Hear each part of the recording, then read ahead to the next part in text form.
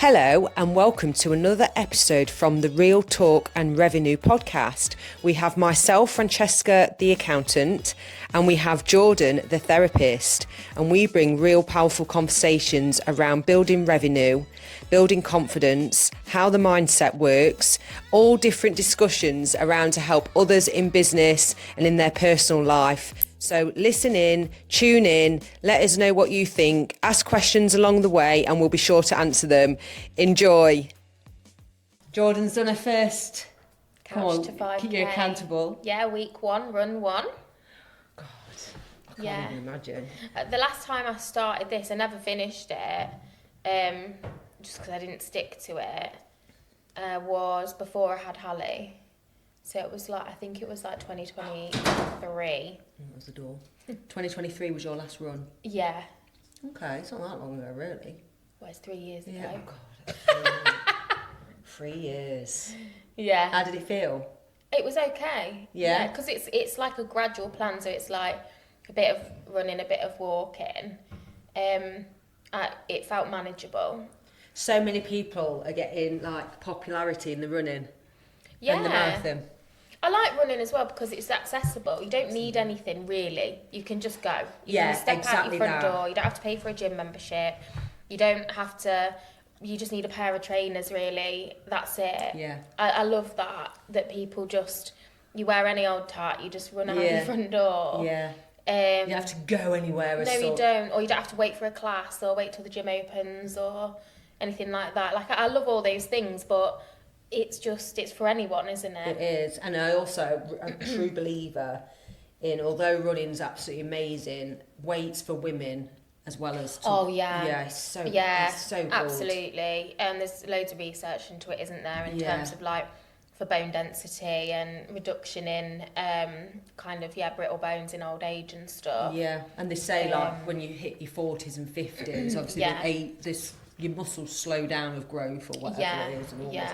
So it's interesting because I used to be into my weights so much, and then changed to cardio. Training. I think I'll do a few home workouts as well, just to complement running, because I want to build up to longer distances eventually. Obviously, we'll just get to 5K first. My first goal is a park run in June. Oh, so just manageable. Yeah, that is good. Yeah. I've only done 3 park runs with Steve. We did them together. Yeah.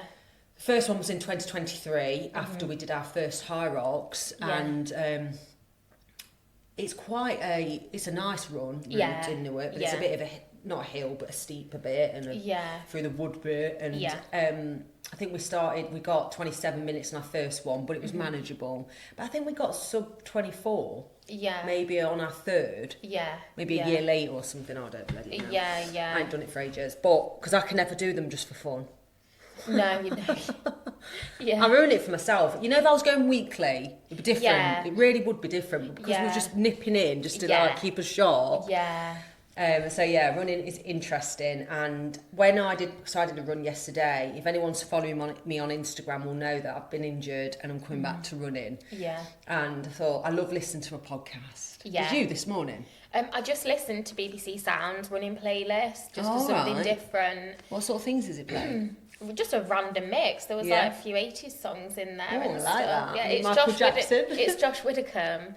He narrates a bit of it. Because I can faff around for ages trying to find something. So I was like, I'll just put that on. Yes. And it was good, yeah.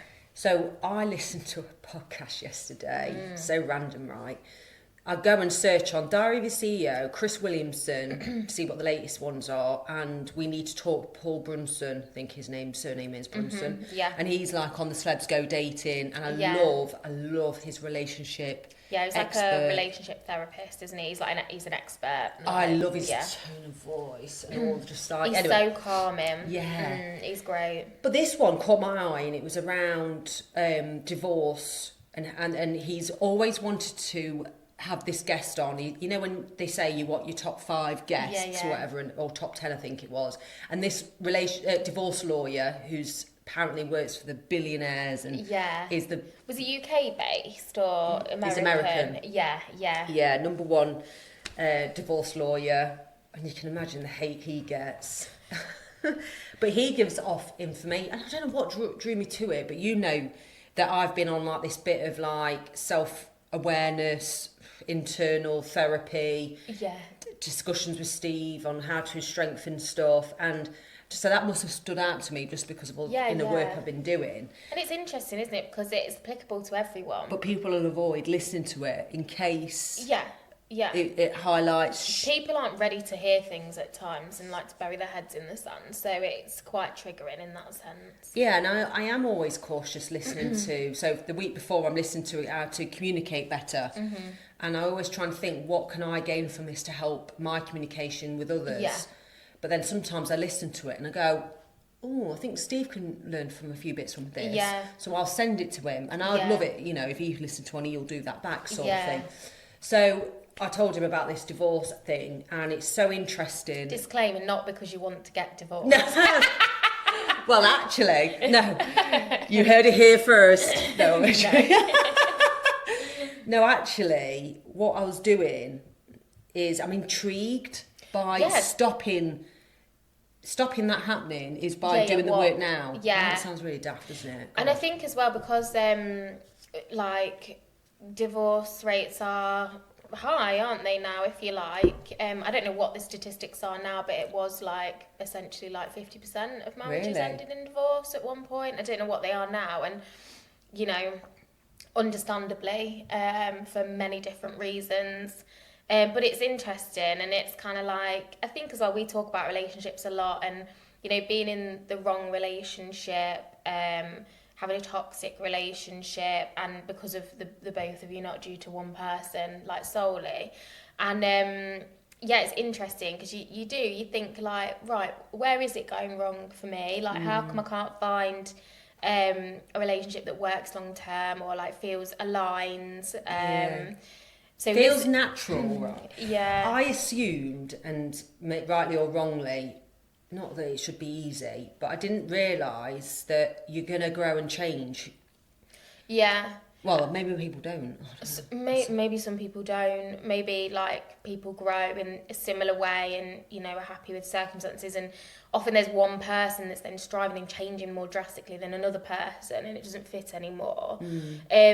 But we spoke about a lot, didn't we, of in an episode, and I can't remember what episode it was. If Bella can find it, that'd be great and link it. But it was around what we're conditioned to think love looks like, and you know, movies.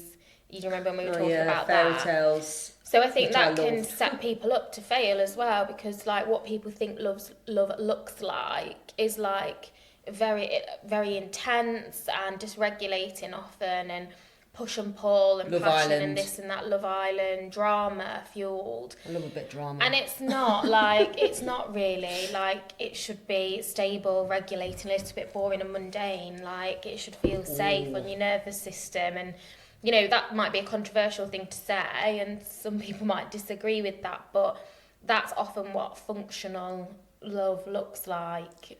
So true. But what he was saying is the fact that some people are really calculated and know when the divorce might hit. What was he saying about that? Like, for what reason? He said something like, people will come to me. He thinks everyone should go to a lawyer, divorce lawyer, to find out the ins and outs first of how that looks and shapes. I reckon he's on about... What, before they get married? Yes.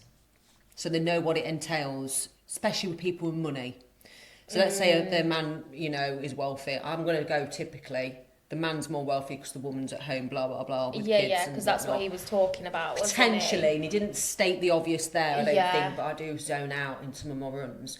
But he said some people come to him 10 years before divorce, knowing it's a calculated... Yeah, he says it's that calculated. And do you think it's calculated because of their circumstances, because they're like billionaires, millionaires? Yeah, and it fits the lifestyle right now. Right. So interesting, isn't it? Because I wonder, because I'm thinking of it from an angle of like, maybe they're starting to see the cracks, and so they think, right, okay, I'm going to have to start thinking about this now. Yeah.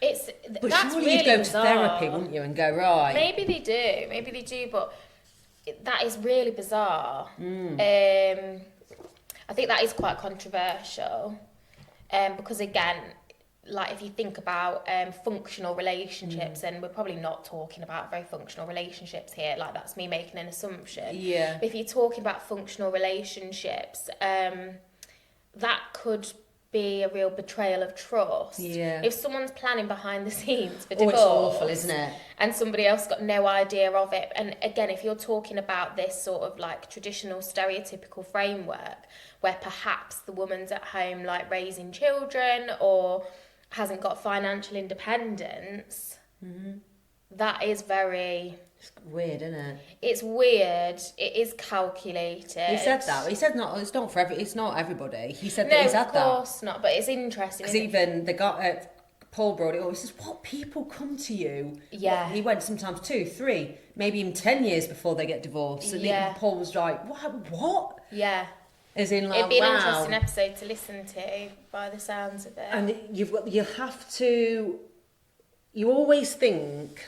It's hard for people, isn't it? Because you actually don't know what better looks like. You've just got to trust yourself more and know that if you're unhappy in your relationship, but it's like the devil you know. Sounds awful, doesn't it? What's People that saying? say Better the devil you know. We've said this before, haven't we? And I say to people and my clients, I'm like, better not the devil at all. Like, probably. Do you know what I mean? Because that's how I feel about it. And I think it doesn't matter. And I think if you're making good decisions for yourself, you're not making a decision, what if there's no one better out there? Is that still better than your current relationship? Yeah. I'm not happy in this relationship. Would I be happier on my own, doing my own thing? Fantastic, off you go. And obviously, you see a lot people waiting for someone else, like not being comfortable on their own, and I think that in itself is where the work needs to be done. I'm not saying people need to love their life alone and not ever want to be with anyone again, but you've got to be comfortable in like knowing yourself, knowing how you like to spend your time, having a life outside of your relationship. I think it's so important. So it is, you can establish that on your own, you know, and you can establish it in a relationship, of course you can, but you know, if you're unhappy in your relationship, if there's misalignment, if you're mismatched values or whatever, like, that's all you need to know. Like, and you can try, you can work it, and if it's not shifting or changing, doesn't matter what if there's no one better out there.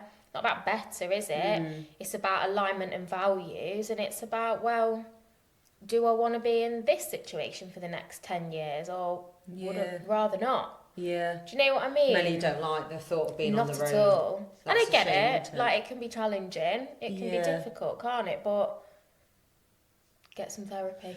and you want to be with somebody, and this is really true, that brings out the best in you. That, for example, you do your running endeavours. They do encourage that.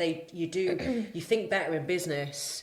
You know, if like, even if you're with someone, you think better in business, not just when you're on your own. 100%. And I see it so many times. And you're not having to take on too much.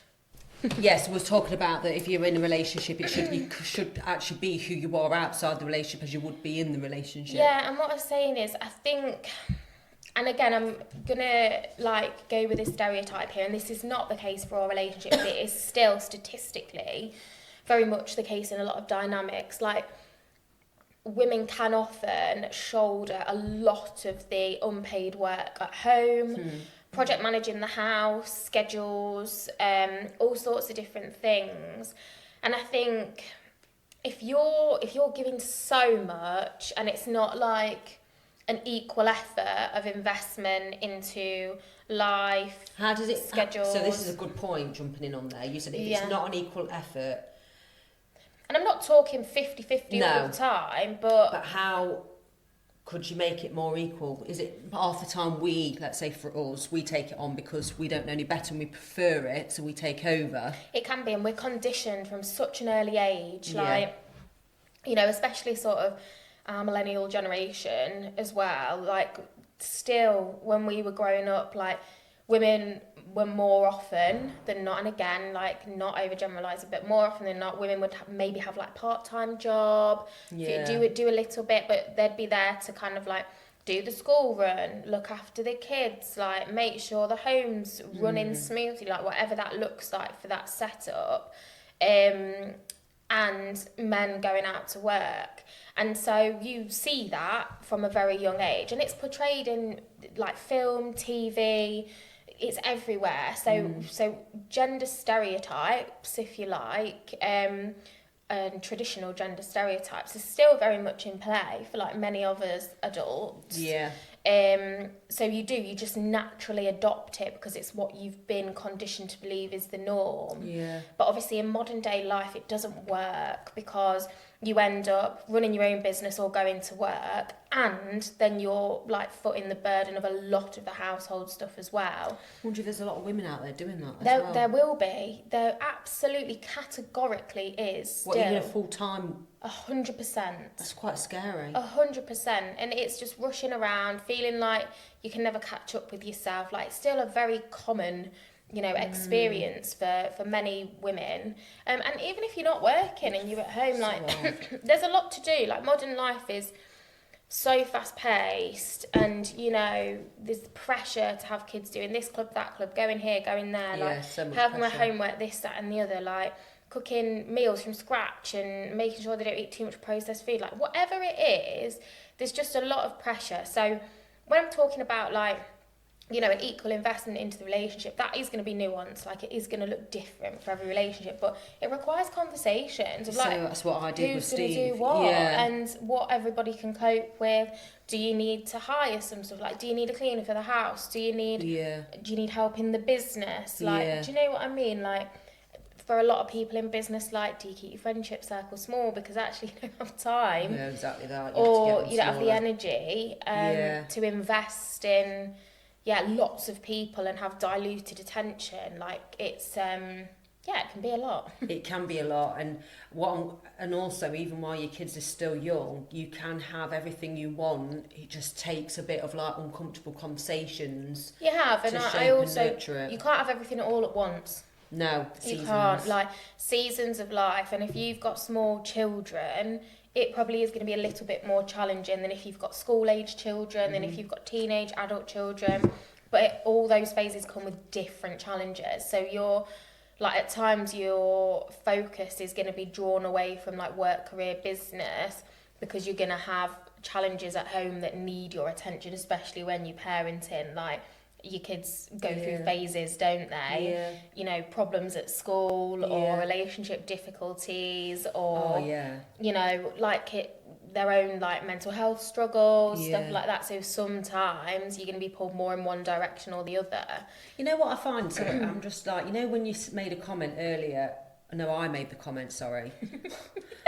About when words in my mouth. I made the comment, and I'm thinking out loud to like breakups before, so there's people that will have a big divorce, for example, and the man will lose weight, the woman lose weight, they look the best they've ever looked, right? And then and while you were talking there, my brain then went on to just say me and Steve did break up, which would never happen, but just say we did.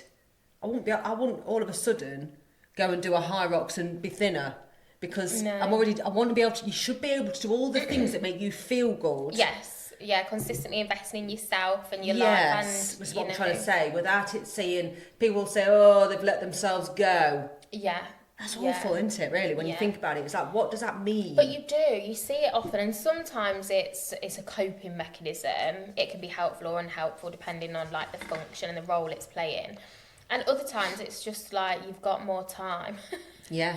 So you've got time to do things you might not have ordinarily done, because yes, so true, innit? Because relationships do require a lot of time and investment, like they just do. And it's true actually. If you get rid of something or discuss something that's causing you a little bit of aggro internally, you never are your best self. Yeah. You don't bring your best self to work, for example. No.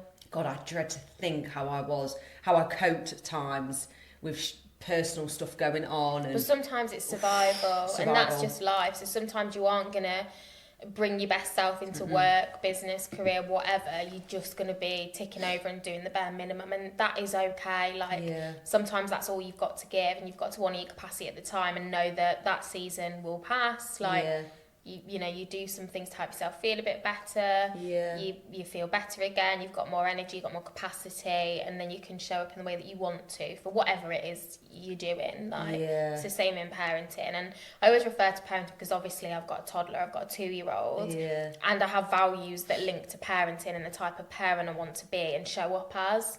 And sometimes that will take precedent over work. In fact, I'm in a season where it does. Like, I intentionally don't have Hallie in nursery by choice, and I work half the week. The rest of the week, it's mum.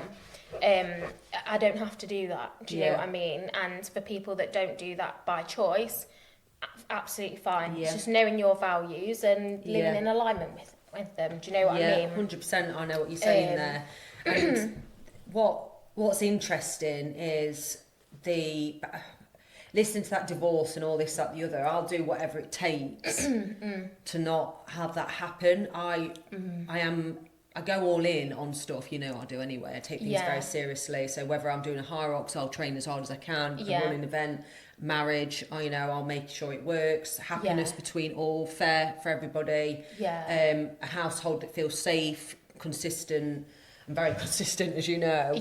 But doesn't mean I don't have moments of guilt, struggle and challenge all the time, to be fair. But and because as well, like, we talk about this all the time, we can only control ourselves and our response. Like, we do talk about that. We can't make other people as open or as responsive to things, like, especially like children and, you know, sometimes partners and stuff. So you have to meet people where they are as well at times, don't you? So we can invest, we can have conversations, and it's all really, really helpful. But sometimes you are just going to have to let somebody come to their own conclusions in their own time as well, aren't you? Yeah, 100%. So it's a partnership, and it takes compromise. Like, you might have ideas about what's going to be helpful, what's going to fix things, you're a problem solver. But like, Steve might not always agree, and so you have to compromise, don't you? 100%. And vice versa. So that's where the challenge can be as well, because you're not always on exactly the same page, like different people, different experiences.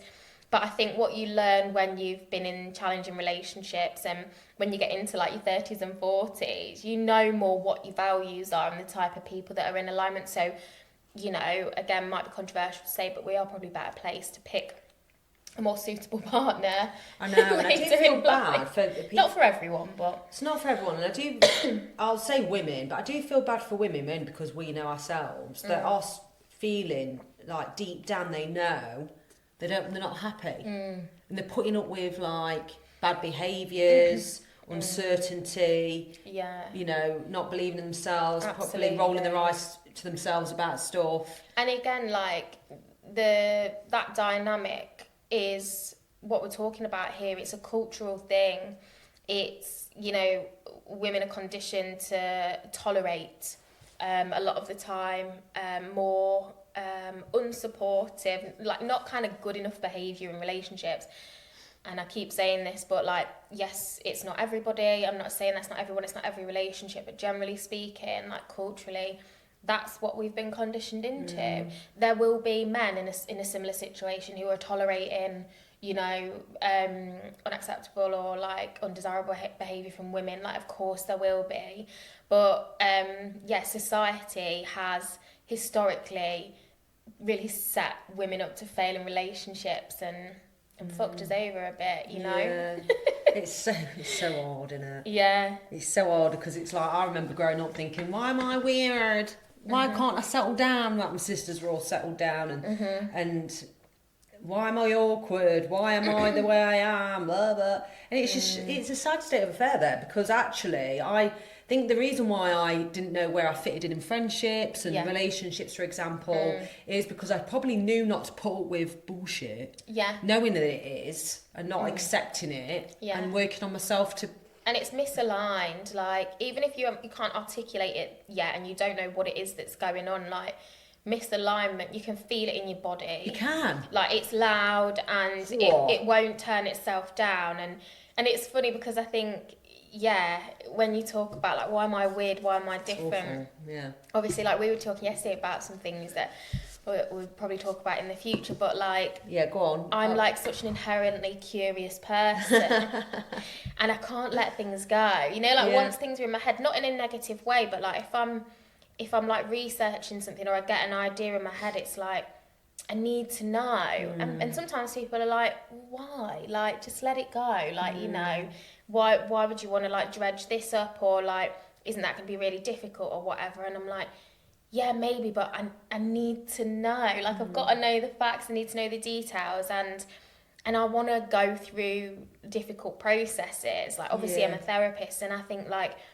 well, I want to go through it. Like, I want to process it all. Like, I want to be able to You're not avoiding it. Articulate things differently. And I think like that curiosity exists like throughout my whole life. I'm like inherently curious, you could call it nosy, like in some situations, like I am, like I just want to know, like if I like someone on Instagram, I start to follow them, I like their vibes, what they're about, I want to know about their whole life, like I want to know, like, and you're where inspired have you come by from, it, what you've been doing, like can I relate to you, like do you know what I mean, like I want to know, and I want to like feel like my own goals and passions and stuff. Do you know what I mean? I love some people aren't that. Some people can just accept, and that's fine. I'm not saying anything's right or wrong. No. And both things can land you in challenging situations. Like sometimes, maybe you don't want to poke the bear or whatever. Like it might be a mistake, but I don't know. It's funny, you know.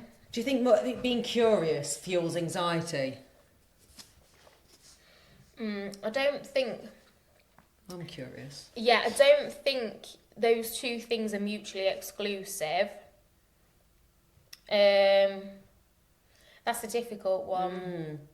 I don't think the two things are mutually exclusive, but it's probably like a characteristic of a person who is a deeper thinker, more sensitive to emotion shifts and changes around them, and that can lend itself to anxiety. Again, though, it usually comes from experience and needing to survive certain situations. And I'm not talking about like big trauma or anything like that. But these things are conditioned early on in order to be able to like navigate the landscapes that you're growing up in. And that could literally just be like sibling dynamics, like parental dynamics. It all comes down to attachment at the end of the day, that sort of thing. But yeah, curiosity, I don't think exclusively lends itself to anxiety. Does it mean by curiosity kills the cat? What's that saying? I think, curiosity kills the cat. Again, like really negative. Is that saying don't be curious? Yeah, it's saying, it's a sort of like mind your own business. Like, you know, don't poke your nose where it shouldn't be. Like that sort of thing. Like you go digging too much, you might find something you don't want to see or whatever. But that's just a very negative bias of curiosity, isn't it? Like, there's lots of more positive things that curiosity reaps, like knowledge, understanding more things, seeing more of the world, like having more experiences, understanding people, fostering good relationships. Like, so that's another like bullshit saying. Do you know what I mean? Be seen, not heard. Yeah, it's just for people to shut something down when they don't want to go there. Like. Oh, I've enjoyed this conversation. As always. I hope you've enjoyed listening. I think we can deep dive more into relationships. Yeah. In fact, we should do like a series of them, but get some more questions from the audience as such. Yeah. But yeah, thanks for tuning in, and we'll see you next week. Bye. Bye.